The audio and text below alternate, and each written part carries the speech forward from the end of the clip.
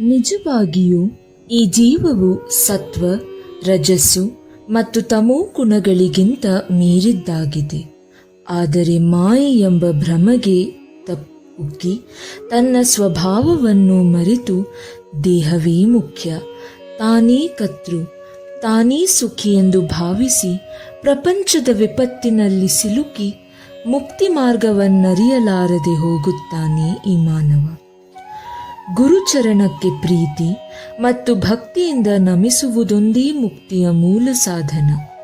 ಪ್ರತಿಭಾನ್ವಿತರಾದ ಶ್ರೀ ಸಾಯಿಬಾಬಾ ತಮ್ಮ ಭಕ್ತರನ್ನು ಸಂತಸಗೊಳಿಸಿ ಅವರನ್ನು ತಮ್ಮ ಸ್ವಭಾವಕ್ಕೆ ಪರಿವರ್ತಿಸುತ್ತಿದ್ದರು.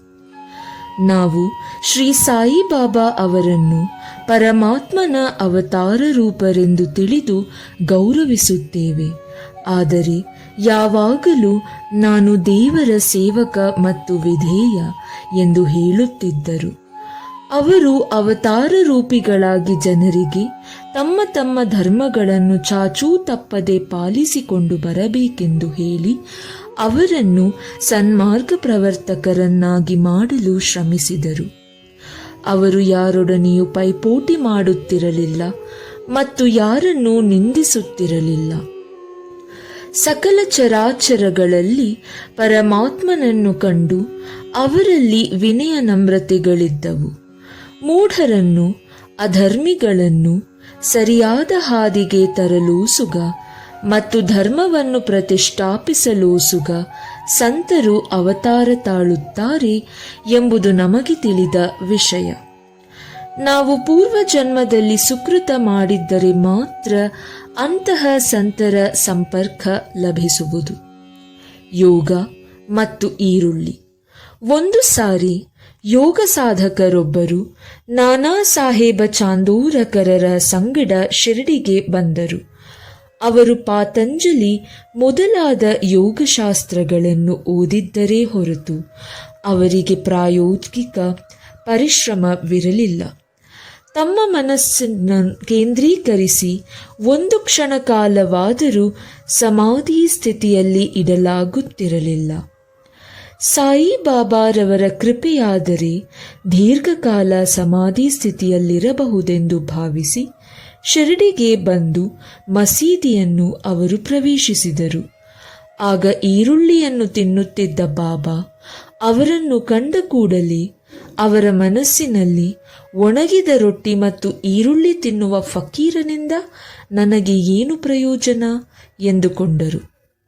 ಸಾಯಿಬಾಬಾ ಆ ಗೃಹಸ್ಥರ ಇಂಗಿತವನ್ನು ಕಾಕಾ ಸಾಹೇಬರಿಗೆ, ಯಾರಿಗೆ ಈರುಳ್ಳಿಯನ್ನು ತಿಂದು ಜೀರ್ಣಿಸಿಕೊಳ್ಳುವ ಶಕ್ತಿ ಇರುವುದೋ ಅವರು ಮಾತ್ರ ಅದನ್ನು ತಿನ್ನಬಲ್ಲರು, ಇತರರಿಗೆ ತಿನ್ನಲು ಶಕ್ಯವಿಲ್ಲ ಎಂದು ಹೇಳಿದರು. ಈ ಮಾತು ಕೇಳಿದ ಆ ಸಾಧಕರಿಗೆ ಆಶ್ಚರ್ಯವಾಯಿತು. ಬಾಬಾರವರ ಪಾದಗಳಿಗೆರಗಿ ಶರಣು ಹೊಂದಿದರು. ನಂತರ ಪರಿಶುದ್ಧವಾದ ಮನಸ್ಸಿನಿಂದ ತಮ್ಮ ಕಷ್ಟಗಳೆಲ್ಲವನ್ನೂ ಬಾಬಾ ಅವರಿಗೆ ಹೇಳಿ ಸಮಂಜಸವಾದ ಉತ್ತರ ಪಡೆದರು. ಈ ರೀತಿ ತೃಪ್ತಿಯಿಂದ ಆಶೀರ್ವಾದ ಪಡೆದು ಉಧಿಯನ್ನು ಸ್ವೀಕರಿಸಿ ಶಿರಡಿಯಿಂದ ಹೋದರು. ಶ್ಯಾಮ ಅವರ ಸರ್ಪದಂಶ. ಈ ಹಿಂದಿನ ಅಧ್ಯಾಯದಲ್ಲಿ ಬಾಬಾ ಹೇಗೆ ಅನಾಹುತಗಳನ್ನು ನಿರೀಕ್ಷಿಸುತ್ತಿದ್ದರು ಮತ್ತು ಮಿರೀಕರರನ್ನು ಹೇಗೆ ಕಾಪಾಡಿದರು ಎಂಬುದನ್ನು ತಿಳಿಸಿದ್ದೀವೆಯಷ್ಟೆ. ಈಗ ಇದಕ್ಕಿಂತ ಅದ್ಭುತವಾದ ಕಥೆಯನ್ನು ಕೇಳಿರಿ. ಒಂದು ದಿನ ಶ್ಯಾಮ ಅವರು ವಿಷಪೂರಿವಾದ ಸರ್ಪದಿಂದ ಕಚ್ಚಲ್ಪಟ್ಟರು. ಕಿರುಬೆರಳಿಗೆ ಸರ್ಪವು ಕಡಿದಿದ್ದರಿಂದ ವಿಷವು ದೇಹಕ್ಕೆಲ್ಲ ವ್ಯಾಪಿಸಿತು. ಯಾತನೆ ಬಹಳವಾಗಿ ಅವರಿಗೆ ಬದುಕುವ ಭರವಸೆ ಉಳಿಸಿರಲಿಲ್ಲ. ಅವರ ಸ್ನೇಹಿತರು ಎಂದಿನಂತೆ ಅವರನ್ನು ವಿಠೋಬಾ ದೇವಾಲಯಕ್ಕೆ ಕರೆದುಕೊಂಡು ಹೋಗಬೇಕೆಂದಿದ್ದರು. ಅಷ್ಟರಲ್ಲಿ ಶ್ಯಾಮ ಅವರು ತಮ್ಮ ವಿಠೋಬಾ ಬಾಬಾರವರಲ್ಲಿಗೆ ಮಸೀದಿಗೆ ಧಾವಿಸಿದರು. ಬಾಬಾ ಶ್ಯಾಮ ಅವರನ್ನು ನೋಡಿ ಒಮ್ಮೆಲೆ ಬೈಯಲಾರಂಭಿಸಿದರು. ಕೋಪದಿಂದ, ನೀಚನೆ, ಮೇಲೆ ಹತ್ತಬೇಡ, ಎಚ್ಚರಿಕೆಯಿಂದಿರು, ಹೋಗು, ಇಳಿದು ಹೋಗು ಎಂದು ಒದರಾಡಿದರು. ಸಾಯಿಬಾಬಾ ಅವರ ಈ ನಡತೆಯನ್ನು ನೋಡಿ ಶ್ಯಾಮ ಎದೆಗುಂದಿದರು.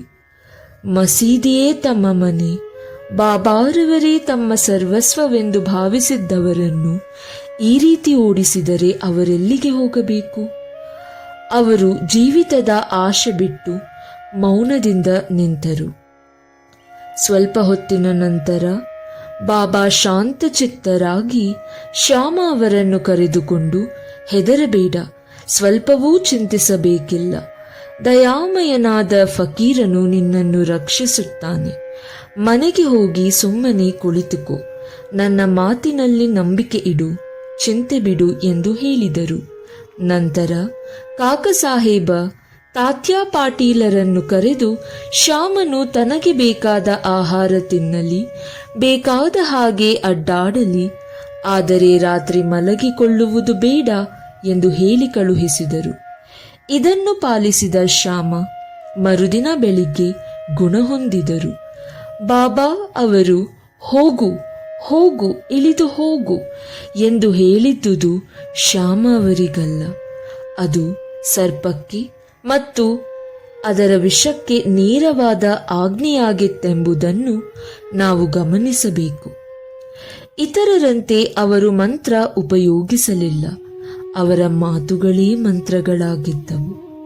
ಯಾರು ಈ ಕಥೆಯನ್ನಾಗಲಿ ಅಥವಾ ಇದೇ ತರದ ಬೇರೆ ಕಥೆಯನ್ನಾಗಲಿ ಕೇಳುವರು, ಅವರಿಗೆ ಬಾಬಾರವರಲ್ಲಿ ದೃಢನಂಬಿಕೆ ಉಂಟಾಗುವುದು. ಈ ಮಾಯೆ ಎಂಬ ಸಂಸಾರ ಸಾಗರವನ್ನು ದಾಟಲು ಸುಲಭವಾದ ಸಾಧನವೆಂದರೆ ಸಾಯಿಬಾಬಾರವರ ನಾಮಸ್ಮರಣೆ. ಕಾಲೆರಾ ನಿಯಮೋಲ್ಲಂಘನೆ. ಒಂದು ಸಾರಿ ಕಾಲೆರಾ ಅಂಟುಜಾಡ್ಯವು ಶಿರ್ಡಿಯಲ್ಲಿ ಕಾಳ್ಗಿಚ್ಚಿನಂತೆ ಹಬ್ಬಿತು. ಗ್ರಾಮವಾಸಿಗಳು ಶಿರ್ಡಿ ಮತ್ತಿತರ ಅಕ್ಕಪಕ್ಕದ ಊರುಗಳ ನಡುವೆ ಇದ್ದ ಸಾರಿಗೆ ಸಂಪರ್ಕಗಳನ್ನು ಕಡಿದು ಹಾಕಿದರು. ಊರಿನವರೆಲ್ಲ ಸೇರಿ ಕಾಲರಾ ತಡೆಗಟ್ಟಲು ಯಾವ ಸೌದೆಗಾಡಿಯೂ ಶಿರ್ಡಿಯೊಳಗೆ ಬರಬಾರದು ಮತ್ತು ಯಾರು ಪ್ರಾಣಿವಧೆ ಮಾಡಬಾರದು ಎಂಬ ನಿಯಮಗಳನ್ನು ವಿಧಿಸಿ ಅವುಗಳನ್ನು ಮೀರಿ ನಡೆದವರಿಗೆ ದಂಡ ವಿಧಿಸಬೇಕೆಂದು ತೀರ್ಮಾನಿಸಿದರು. ಬಾಬಾ ಜನರ ಈ ಮೂಢ ನಂಬಿಕೆಯನ್ನು ಅರಿತು ಅವುಗಳನ್ನು ಗಮನಿಸಲೇ ಇಲ್ಲ. ಈ ನಿಯಮ ಜಾರಿಯಲ್ಲಿರುವಾಗಲೇ ಸೌದೆಗಾಡಿಯೊಂದು ಶಿರ್ಡಿಗೆ ಬಂದಿತು. ಆಗ ಹಳ್ಳಿಯಲ್ಲಿ ಕಟ್ಟಿಗೆಯ ಅಭಾವವಿತ್ತು. ಆದರೂ ನಿಯಮಕ್ಕನುಸಾರವಾಗಿ ಯಾರೂ ಕಟ್ಟಿಗೆ ಗಾಡಿಯನ್ನು ಊರೊಳಗೆ ಬಿಡಲಿಲ್ಲ.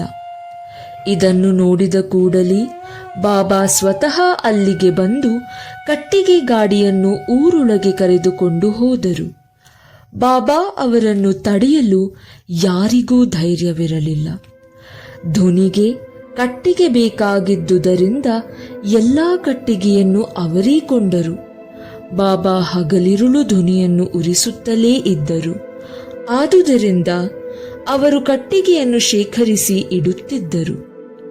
ಬಾಬಾರವರ ಮಸೀದಿಗೆ ಯಾರು ಬೇಕಾದರೂ ಬರಬಹುದಾಗಿತ್ತು. ಅವರು ಬಾಗಿಲನ್ನಾಗಲಿ ಬೀಗವನ್ನಾಗಲಿ ಹಾಕುತ್ತಿರಲಿಲ್ಲ. ಕೆಲವು ಬಡವರು ತಮಗೆ ಬೇಕಾದಾಗ ಮಸೀದಿಯಿಂದ ಕಟ್ಟಿಗೆ ತೆಗೆದುಕೊಂಡು ಹೋಗುತ್ತಿದ್ದರು. ಅದಕ್ಕೆ ಬಾಬಾ ಎಂದೂ ಬೇಡವೆನ್ನುತ್ತಿರಲಿಲ್ಲ. ಪ್ರಪಂಚದಲ್ಲೆಲ್ಲ ಪರಮಾತ್ಮ ವ್ಯಾಪಿಸಿರುತ್ತಾನೆ ಎಂಬುದನ್ನು ಅವರು ಮನಗಂಡಿದ್ದರು. ಯಾರಲ್ಲಿಯೂ ದ್ವೇಷ ಬೆಳೆಸುತ್ತಿರಲಿಲ್ಲ. ಬಾಬಾ ವಿರಕ್ತರಾಗಿದ್ದರೂ ಸಾಮಾನ್ಯ ಜನರಂತೆ ಎಲ್ಲರೊಡನೆ ಕಲಿತು ಮಾರ್ಗದರ್ಶಕರಾಗಿದ್ದರು. ಭಿಕ್ಷೆಯ ಪರೀಕ್ಷೆ. ಬಾಬಾ ಎರಡನೆಯ ನಿಯಮವನ್ನು ಹೇಗೆ ಮುರಿದರೆಂಬುದನ್ನು ಈಗ ನೋಡೋಣ. ಈ ನಿಯಮ ಜಾರಿಯಲ್ಲಿರುವಾಗ ಯಾರೋ ಒಬ್ಬರು ಮಸೀದಿಯ ಹತ್ತಿರ ಒಂದು ಆಡನ್ನು ಹೊಡೆದುಕೊಂಡು ಹೋಗುತ್ತಿದ್ದರು. ಅದು ಬಹಳ ಕೃಶವಾಗಿ ಮರಣಾವಸ್ಥೆಯಲ್ಲಿತ್ತು. ಆ ಸಮಯದಲ್ಲಿ ಮಾಲೇಗಾಂವ ಪೀರ ಅಹಮದ ಬಡೇ ಬಾಬಾ ಅವರು ಅಲ್ಲಿದ್ದರು. ಬಾಬಾ ಆ ಆಡನ್ನು ಒಂದೇ ಈಟಿಗೆ ಕಡಿದುಕೊಳ್ಳಬೇಕೆಂದು ಅವರಿಗೆ ಹೇಳಿದರು. ಬಡೇ ಬಾಬಾ ಸಾಯಿಬಾಬಾರವರಲ್ಲಿ ಬಹಳ ಗೌರವವನ್ನಿಟ್ಟಿದ್ದರು. ಅವರು ಯಾವಾಗಲೂ ಬಾಬಾ ಅವರ ಬಲೆಗಡೆಗೆ ಕುಳಿತುಕೊಳ್ಳುತ್ತಿದ್ದರು. ಬಡೇ ಬಾಬಾ ಹುಕ್ಕಾ ಸೇದಿದ ನಂತರವೇ ಅದನ್ನು ಬಾಬಾ ಸೇದುತ್ತಿದ್ದರು. ಮಧ್ಯಾಹ್ನದ ಊಟದ ಸಮಯದಲ್ಲಿ ಎಲೆ ಬಡಿಸಿದ ನಂತರ ಬಾಬಾ ಅವರು ಬಡೀ ಬಾಬಾ ಅವರನ್ನು ಕರೆದು ಪಕ್ಕದಲ್ಲಿ ಕೂಡ್ರಿಸಿಕೊಂಡು ಊಟ ಮಾಡುತ್ತಿದ್ದರು. ಬಾಬಾ ತಾವು ಪಡೆದ ದಕ್ಷಿಣೆಯಿಂದ ಪ್ರತಿದಿನವೂ ಅವರಿಗೆ 50 ರೂಪಾಯಿಗಳನ್ನು ಕೊಡುತ್ತಿದ್ದರು. ಬಡೀ ಬಾಬಾ ಮಸೀದಿಯಿಂದ ಹೊರಡುವಾಗ ಸ್ವಲ್ಪ ದೂರ ಅವರನ್ನು ಹಿಂಬಾಲಿಸಿ ಹೋಗಿ ಬೀಳ್ಕೊಡುತ್ತಿದ್ದರು. ಅವರ ಮೇಲೆ ಅಷ್ಟೊಂದು ಬಾಬಾರವರ ಪ್ರೀತಿ, ವಿಶ್ವಾಸ ಮತ್ತು ಆದರ. ಬಾಬಾ ಅವರು ಆಡನ್ನು ವಧಿಸು ಎಂದು ಹೇಳಿದುದನ್ನು ಕೇಳಿ ಅವರು ಕಾರಣವಿಲ್ಲದೆ ಅದನ್ನೇಕೆ ವಧಿಸಬೇಕು ಎಂದು ಹೇಳಿ ನಿರಾಕರಿಸಿದರು. ನಂತರ ಬಾಬಾ ಶ್ಯಾಮ ಅವರಿಗೆ ಆಜ್ಞಾಪಿಸಿದರು. ಶ್ಯಾಮ ಕೂಡಲೇ ರಾಧಾಕೃಷ್ಣ ಮಾಯಿ ಬಳಿಗೆ ಹೋಗಿ ಚೂರಿಯನ್ನು ತಂದು ಬಾಬಾ ಅವರ ಮುಂದಿಟ್ಟರು. ರಾಧಾಕೃಷ್ಣ ಮಾಯಿಗೆ ಸಮಾಚಾರ ತಿಳಿಯಿತು. ಆದುದರಿಂದ ಅವರು ಶ್ಯಾಮ ಅವರನ್ನು ಕರೆದು ಚೂರಿಯನ್ನು ಮರಳಿ ಕೊಡುವಂತೆ ಹೇಳಿದಳು. ಶ್ಯಾಮ ಬೇರೆ ಚೂರಿಯನ್ನು ತೆಗೆದುಕೊಂಡು ಬರುವೆನೆಂದು ಹೇಳಿ ಹೊರಟು ಹೋಗಿ ಹಿಂದಿರುಗಲೇ ಇಲ್ಲ. ನಂತರ ಕಾಕ ಸಾಹೇಬರ ಸರತಿ ಬಂದಿತು. ಅವರು ಪುಟವಿಟ್ಟ ಚಿನ್ನ, ಆದರೂ ಪರೀಕ್ಷಿಸಲೇಬೇಕಿತ್ತು. ಬಾಬಾ ಅವರು ದೀಕ್ಷಿತರ ಕೈಗೆ ಚೂರಿ ಕೊಟ್ಟು ಆಡನ್ನು ವಧಿಸಲು ಆಜ್ಞೆ ಮಾಡಿದರು. ಕೂಡಲೇ ಕಾಕ ಆಜ್ಞೆ ಪಾಲಿಸಲು ಸಿದ್ಧರಾದರು. ಕಾಕ ಸಾಹೇಬ ಶುದ್ಧ ಬ್ರಾಹ್ಮಣರು. ಪ್ರಾಣಿ ವಧೆ ಅವರಿಂದ ಕನಸಿನಲ್ಲಿಯೂ ಆಗದ ಮಾತು. ಹಿಂಸಾತ್ಮಕ ವಿಚಾರಗಳಿಗೆ ಹಿಂಜರಿಯುತ್ತಿದ್ದ ಅವರು ಆಡನ್ನು ವಧಿಸಲು ನಿಶ್ಚಯ ಮಾಡಿದರು. ಅಲ್ಲಿದ್ದವರೆಲ್ಲರೂ ಮಹಮ್ಮದೀಯರಾದ ಬಡೀ ಬಾಬಾರವರೇ ಸಮ್ಮತಿಸಲಿಲ್ಲ. ಈ ಅಂಜುಬುರುಕ ಬ್ರಾಹ್ಮಣ ಹೇಗೆ ಸಮ್ಮತಿಸಿದರು ಎಂದು ಅಚ್ಚರಿಗೊಂಡರು. ದೋತರ ಏರಿಸಿ ಕೈಯನ್ನು ಮೇಲಕ್ಕೆತ್ತಿ ಬಾಬಾರವರ ಕೊನೆಯ ಆಜ್ಞೆಯನ್ನು ಕಾಕ ನಿರೀಕ್ಷಿಸುತ್ತಿದ್ದರು. ಆಗ ಬಾಬಾ, ಏನು ಯೋಚಿಸುತ್ತಿರುವೆ, ಕೊಲ್ಲು ಎಂದು ನುಡಿದರು. ಆಗ ಕಾಕ ತತ್ಕ್ಷಣ ಆಡಿಗೆ ಹೊಡೆಯುವುದರಲ್ಲಿದ್ದರು.